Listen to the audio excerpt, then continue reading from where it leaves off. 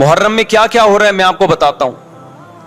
ان میں سے کوئی بھی عمل نہ ہمیں قرآن سے ملتا ہے نہ صحابہ سے ملتا ہے. ہمیں سیدنا حسین ابن علی رضی اللہ تعالی عنہ جو جنت کے جوانوں کے سردار ہیں، آپ سے محبت کا دعویٰ اس وقت مقبول ہوگا جب آپ سیدنا حسین کی سیرت کو فالو کریں گے. رونا پیٹنا ماتم کرنا یہ سیدنا حسین اور اہل بیت کی سیرت نہیں ہے. اس بات میں دو رائے نہیں ہو سکتی کہ سیدنا حسین رضی اللہ تعالی عنہ کو جو کربلا میں شہید کیا گیا یہ کائنات کا بدترین ظلم تھا. جس نے آپ کی گردن مبارک پہ تلوار رکھی اس کی بدبختی میں دو رائے نہیں ہو سکتی. بہت ہی کوئی شقی اور بدبخت جو نواسہ رسول صلی اللہ علیہ وسلم کے قتل کی طرف بڑھا، بہت ہی کوئی بدبخت اور بدنصیب جو کوفہ کے گورنر ابن زیاد کے کہنے پر نواسہ رسول سے لڑنے کے لیے نکلا، جو اس ظلم کو ظلم نہیں مانتا، وہ بھی اپنے آپ کو جہنم میں جانے کے لیے تیار کر رہا ہے. پھر کربلا میں ایک بڑا ظلم یہ ہوا کہ صرف سیدنا حسین ابن علی کو شہید نہیں کیا گیا، آپ کے ساتھ جتنے مرد تھے سب کو شہید کر دیا گیا. لیکن ہمیں پیغمبر صلی اللہ علیہ وسلم اور صحابہ کی سیرت میں کیا ملتا ہے؟ میں ایک آیت سے آپ کو سمجھاتا ہوں. مشرکین مکہ حضرت ابراہیم علیہ الصلاۃ والسلام کے نسب میں ہونے پر اور آپ سے محبت پہ بڑا فخر کیا کرتے تھے کہ ہم ابراہیم کی اولاد میں ہیں، ہم ابراہیم کے دین پہ ہیں. اللہ نے کیا فرمایا رسول اللہ صلی اللہ علیہ وسلم سے کہ ان اول الناس بابراہیم للذین اتبعوہ، اے نبی آپ ان سے کہہ دیجئے ابراہیم سے محبت کے خالی پیلی کے دعوے مقبول نہیں ہیں. ابراہیم کے زیادہ حقدار وہ ہیں جو ابراہیم علیہ السلام کی اتباع کرتے ہیں، اور یہ پیغمبر اور صحابہ یہ ابراہیم علیہ السلام کے دین کو فالو کرتے ہیں، اور تم ابراہیم کے دین کو فالو نہیں کر رہے، ان سے محبت کے دعوے دار ہو. تو خالی محبت کے دعوے داری اللہ کے ہاں مقبول نہیں ہے. اللہ کے ہاں وہ محبت کی دعوے مقبول ہیں جس میں آپ محبوب کو فالو کر رہے ہوں. سیدنا حسین ابن علی رضی اللہ تعالی عنہ جو جنت کے جوانوں کے سردار ہیں، آپ سے محبت کا دعویٰ اس وقت مقبول ہوگا جب آپ سیدنا حسین کی سیرت کو فالو کریں گے.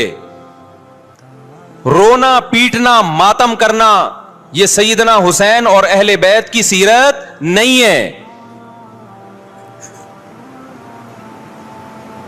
صبر کرنا، ظالم کے سامنے ڈٹ جانا، جان کے خوف سے اپنی پالیسیوں سے پیچھے نہ ہٹنا، یہ سیدنا حسین ابن علی رضی اللہ عنہ کی سیرت ہے جو آج ہمیں کہیں بھی نظر نہیں آتی.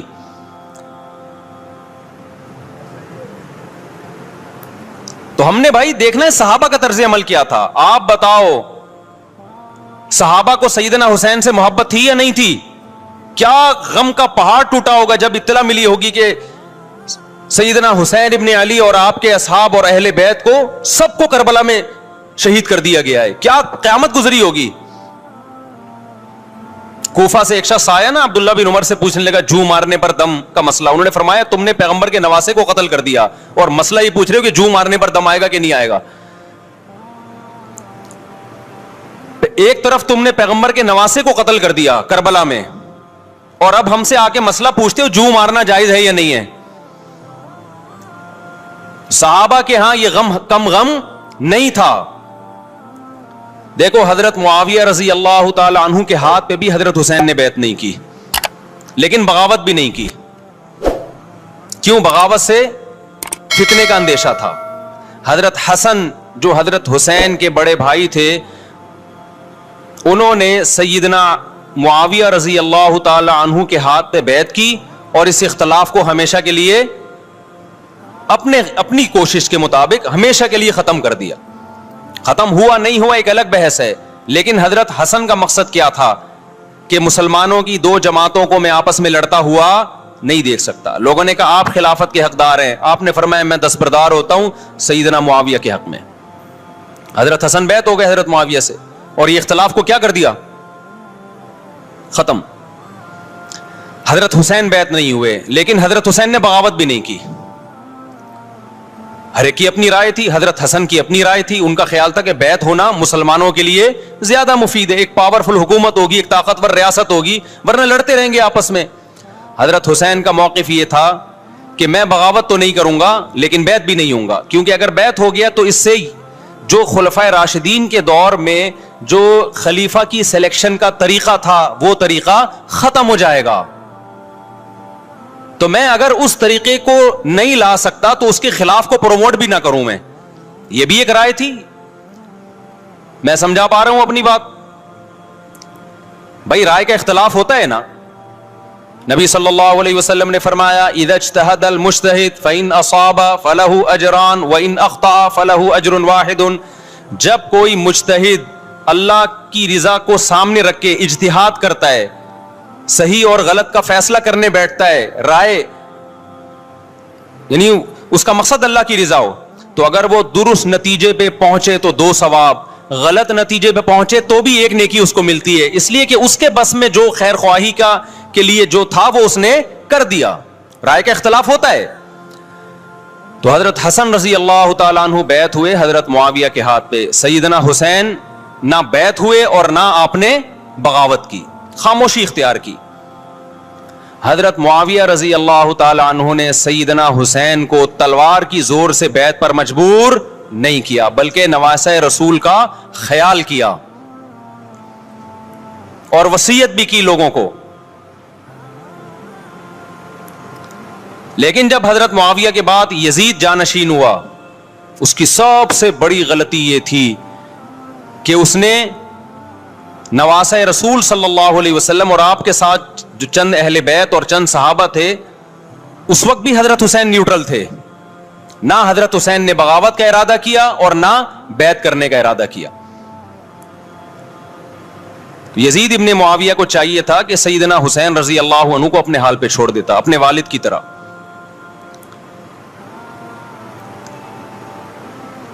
حضرت حسین رضی اللہ تعالیٰ عنہ کو جب کوفہ سے خطوط آئے, یہ میں وضاحت اس لیے کر رہا ہوں کہ حضرت حسین بغاوت کے لیے نہیں نکلے تھے, اس مسلمان حاکم کے خلاف بغاوت کے لیے نہیں نکلے تھے, کیونکہ رسول اللہ صلی اللہ علیہ وسلم کی بہت ساری صحیح حدیث ہے اس بارے میں کہ جو باغی ہے, جو ریاست کے خلاف بغاوت کرتا ہے, اس کو نبی صلی اللہ علیہ وسلم نے اس عمل کو پسند نہیں کیا.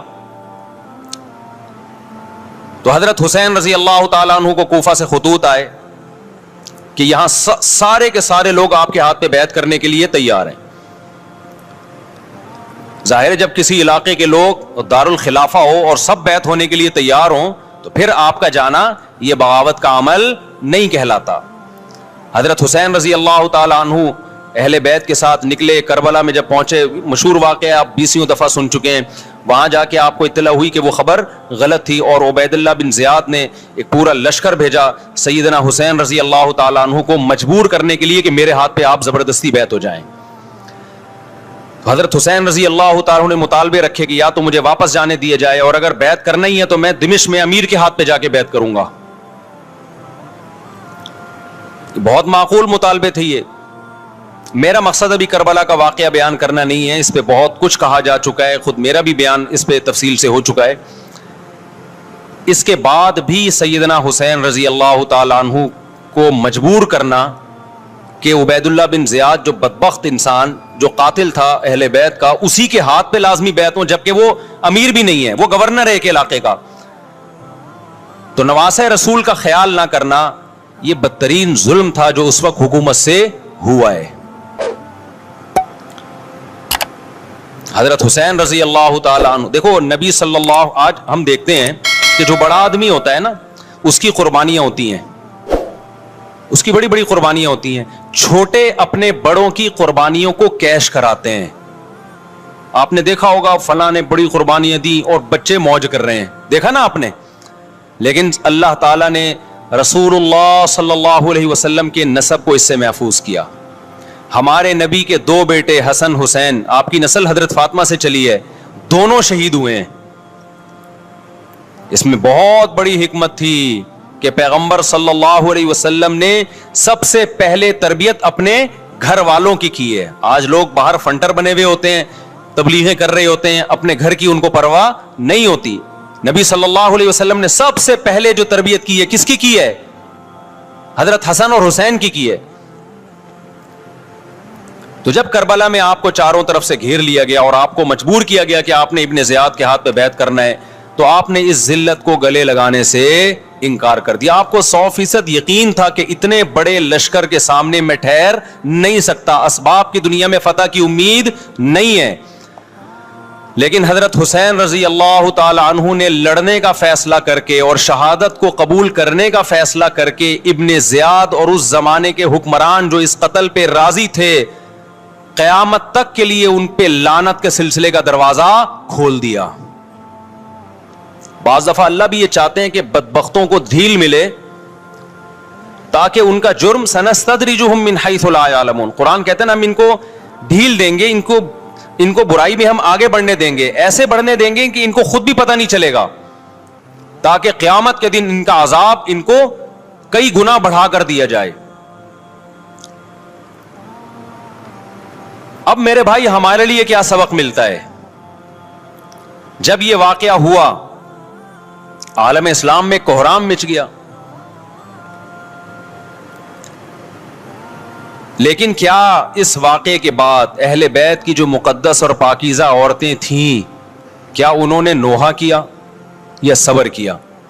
آپ کا ضمیر کیا کہتا ہے, انہوں نے نوحے پڑے ہوں گے یا صبر کیا ہوگا؟ بولو بھائی, صبر کیا. عبداللہ بن عمر رضی اللہ تعالی عنہ جو کوفہ والوں کو ملامت کیا کرتے تھے کہ تم جو مارنے کے مسئلے ہم سے پوچھتے ہو, تم نے حسین کا قتل کر دیا, تو یہ حضرت ابن عمر نے اسی لیے کہا نا کہ آپ کو اس کا غم ہوا تھا. تو ابن عمر کا عمل کیا تھا؟ کیا انہوں نے ماتم کیا؟ کیا انہوں نے چھروں سے اپنے آپ کو مارا؟ حضرت حسین کا قتل بھی ظالمانہ, اور اس سے پہلے سیدنا عثمان کا قتل بھی ظالمانہ. اگر نوحہ یا ماتم جائز ہے تو حضرت عثمان کی شہادت کے دن بھی جائز ہے, حضرت حسین کی شہادت کے دن بھی جائز ہے. اور اگر ناجائز ہے تو جیسے عثمان کی شہادت کے دن ناجائز, حسین کی شہادت کے دن بھی ناجائز ہے. سمجھ میں آ رہی ہے بات کہ نہیں آ رہی ہے؟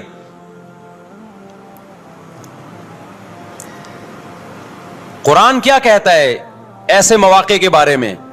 تلک امۃ قد خلت لہا ما کسبت ولکم ما کسبتم. قرآن جب بھی پرانی امتوں کے واقعات بتاتا ہے, قرآن کہتا ہے یہ ایک قوم تھی جو گزر گئی, انہوں نے جو کیا اس کا بدلہ ان کو ملے گا, تم جو کرو گے اس کا بدلہ تمہیں ملے گا. تو ہمیں اللہ نے اس واقعے میں بھی بتا دیا کہ سیدنا حسین کا واقعہ, کربلا کا واقعہ جب سنا کرو تو یہ سوچا کرو یہ قوم تھی جو گزر گئی, جس نے اچھا کیا, حسین ابن علی نے اچھا کیا, ان کو اس اچھائی کا بدلہ ملے گا. اور جو حضرت حسین کے قتل کے حضرت سیدنا حسین کے مبارک خون سے جن کے ہاتھ آلودہ ہوئے, کیونکہ قتل کیا نا انہوں نے, تو لہا ما کسبت, ان کو اس ظلم کا بدلہ بھی ملے گا. تو ہمارا کام کیا ہے؟ ہم نے فالو کرنا ہے حسین کے راستے کو, نہ کہ حسین کے نام پہ ہم نے ماتم کرنے ہیں. حسین کا راستہ کیا ہے جس کو ہم نے فالو کرنا ہے؟ اب میں چند چیزیں آپ کو بتاتا ہوں. سب سے پہلا سبق جو ہمیں کربلا میں ملتا ہے کہ عزت اور دین, ایک طرف دنیا ہے. دیکھو اگر حضرت حسین رضی اللہ تعالیٰ عنہ ابن زیاد کے ہاتھ پہ جا کے بیعت ہو جاتے, آپ کیا سمجھتے ہو بے تحاشا مال و دولت حضرت حسین پہ خرچ نہیں کرتا کیا وہ؟ جب ایک بڑا آدمی کسی کے ہاتھ پہ بیعت ہوتا ہے تو اس کو بھی تو فائدہ ہوتا ہے نا. کیا حضرت حسین کو یقین نہیں تھا کہ کربلا میں شہید ہو جاؤں گا؟ فتح اور نصرت کی اسباب کی دنیا میں کوئی امید نہیں تھی, مگر آپ نے اہل بیت کو کربلا میں رسوا کرنے پر عزت کی موت کو ترجیح دی ہے. آج اگر آپ میں یہ ظرف ہے کہ آپ عزت کی موت کو ذلت کی زندگی پر ترجیح دیتے ہو تو پھر آپ حسینی ہو. نہیں آئی بات میرا خیال ہے سمجھ. سیدنا حسین کی سخاوت کے واقعات ہیں. سیدنا حسین باغی نہیں تھے رضی اللہ عنہ. پھر جو اہل بیت کا طرز عمل کیا تھا، محرم میں کیا کیا ہو رہا ہے میں آپ کو بتاتا ہوں.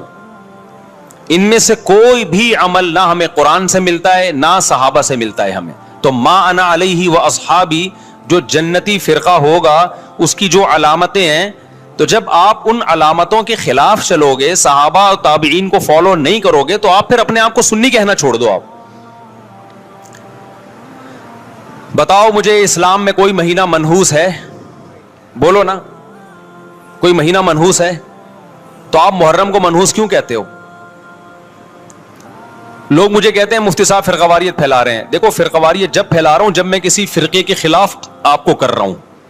میرے بیان شیعہ لوگ بھی سنتے ہیں، ملتے بھی ہیں. بہت دفعہ ایئرپورٹ پہ ملاقات ہوئی، بڑی عزت سے ملے، میں شیعہ ہوں لیکن آپ سے محبت کرتا ہوں. یہاں مسجد میں بھی آتے ہیں، میں نے کبھی کسی پہ طنز نہیں کیا. اس لیے میں بار بار کہتا ہوں جو شیعہ کا مذہب ہے اس کو کرنے دو. وہ سبیلے لگاتے ہیں، آپ ان کو مت چھیڑو، جا کے تنگ نہ کرو ان کو. وہ ماتم کرتے ہیں، آپ ان کو مت چھیڑو. وہ نوحے کرتے ہیں، وہ نوحے پڑھتے ہیں، آپ ان کو مت چھیڑو. لیکن آپ اپنی پوزیشن واضح کرو کہ آپ شیعہ ہو یا آپ سنی ہو. آپ تو ایک طرف ہو جاؤ نا. محرم میں اگر آپ مرثیے لگا کے گھوم رہے ہو گاڑیوں میں، اٹ مینز آپ سنی نہیں ہو. آپ نبی صلی اللہ علیہ وسلم کی حدیث ہے ہمارے پاس، ہم اہل سنت والجماعت ہیں، ہم سنت کو فالو کرتے ہیں. تو سنت کیا کہتی ہے؟ میتوں پہ گریبان چاک کرنا، میتوں پہ چیخ و پکار کر کے رونا. آپ نے فرمایا لیس منا، وہ ہم میں سے نہیں ہے. اور اس عمل پہ آپ صلی اللہ علیہ وسلم نے لعنت فرمائی ہے. لوگ کہتے ہیں حسین کی یاد میں رونا نبی کی سنت ہے. نبی صلی اللہ علیہ وسلم کو جب جبریل نے بتایا کہ حسین شہید ہوں گے، آپ روئے، اس لیے کہ اس وقت آپ کو یہ خبر ملی تھی. لیکن کیا ہر محرم میں آپ نے رونے کا پروگرام کیا ہے؟ یا صحابہ کو بیٹھ کے باقاعدہ رلایا ہے آپ نے؟ کیا ہو گیا بھائی؟ آپ کو بھی جب کربلا کا واقعہ کی خبر ملی آپ کی آنکھوں میں آنسو آ جائے، یہ نیچرل ہے، یہ حسین سے محبت کی علامت. لیکن ہر محرم میں باقاعدہ بٹھا کے رونے کا پروگرام کرنا یہ حسین سے محبت کی علامت نہیں ہے، بلکہ شریعت میں ناجائز ہے یہ غموں کو بڑھانا. یہ کہاں سے جائز ہو گیا؟ حضرت عثمان بھی تو شہید ہوئے تھے، نبی صلی اللہ علیہ وسلم کے داماد تھے. ان کی یاد میں آپ رونے کو سنت کیوں نہیں کہتے؟ ہماری نظر میں حسین کا قتل بھی بہت بڑا ظلم اور سیدنا عثمان کا قتل بھی بہت بڑا ظلم تھا. دونوں مظلوم تھے، دونوں مظلوم شہید تھے. ہمیں دونوں کی شہادت پہ غم ہے، لیکن اب اس غم کو مناتے نہیں ہیں. اسلام میں غم منانا سنت نہیں ہے. دیکھو جعفر طیار رضی اللہ عنہ، نبی کے چچا زاد بھائی، اہل بیت، جب آپ صلی اللہ علیہ وسلم نے ان کو لڑائی کے لیے میدان جنگ میں بھیجا، رومیوں سے لڑائی تھی. حضرت جعفر طیار کی 4 بیویاں تھیں. جب نبی صلی اللہ علیہ وسلم مسجد نبی میں بیٹھے، آپ کو فرشتوں نے اطلاع دی کہ جعفر طیار شہید ہو گئے. آپ صلی اللہ علیہ وسلم کی آنکھوں سے آنسو. یہ آنسو اس وقت نکلے جب عین شہادت کی اطلاع ملی ہے. اس وقت آنسوؤں کا نکلنا محبت کی علامت ہے. آپ نے صحابی رسول کو بھیجا کہ جاؤ آپ کی زوجات کو، بیویوں کو جا کے خبر دو کہ جعفر طیار شہید ہو گئے. کیا قربانی تھی صحابہ کی. آپ دیکھو ایسے جوان تھے جعفر طیار، خوبصورت جوان. غزوہ بدر میں جب مشرکین مکہ نے یہ نعرہ لگایا کہ حل میں مبارز، 3 سردار آئے، انہوں نے کہا پہلے تمہارے اندر سے 3 بہادر آئے ہم سے لڑیں. دیکھو عربوں میں یہ ہوتا تھا کہ جب جنگ کے لیے 2 فوجیں آمنے سامنے کھڑی ہوتی تھی تو پہلے دونوں طرف کے بہادر ترین لوگوں کی لڑائیاں ہوتی تھیں کہ جب تک دونوں میں سے ایک قتل نہیں ہوگا لڑائی شروع نہیں ہوگی. تو آپ کو پتا ہے کہ اس میں بہادر ترین لوگ نکلیں گے نا جو لڑنا جانتے ہوں. مشرکین مکہ کی طرف سے